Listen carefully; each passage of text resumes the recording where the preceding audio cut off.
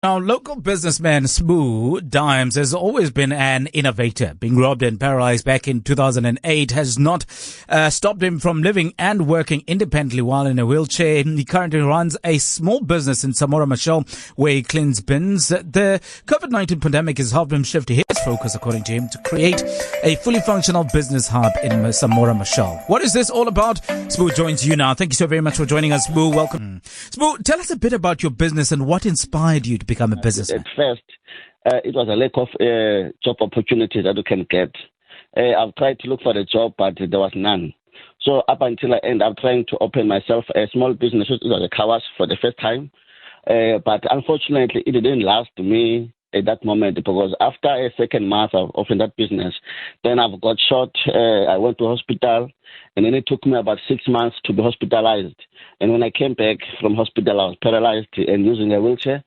So from there, I decided not to stop, but to continue, because there was no way that I could use my wheelchair and go to work. That was my mentality at that point of time. So I focused to try and make some living for me, because to get a grant alone, it wasn't enough. And bear in mind, I had 2 children and my mother as well to take care of. It's not about me and myself alone now. It is also about the community. So I need to employ people, so this thing needs to grow bigger.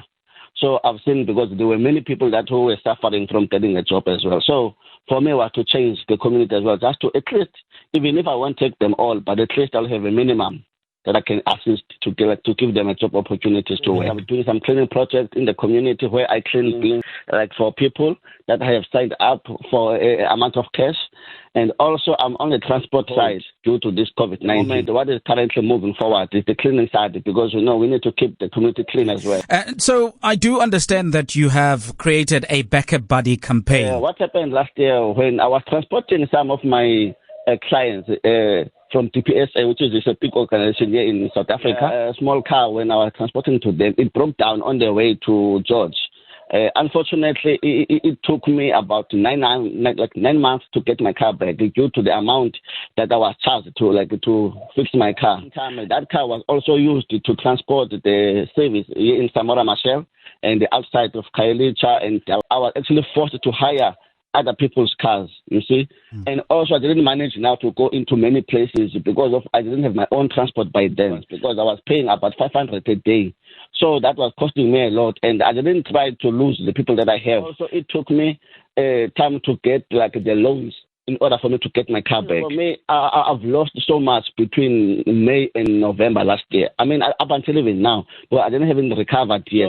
So the reason for my campaign was to actually assist me to be able to pay those loans. Now, where he stands, and even with the pressures of COVID-19, he needs more funds, first of all, to pay back those that have assisted him, but also, once again, to ensure that he continues to give the services that he offers. So he's calling on you to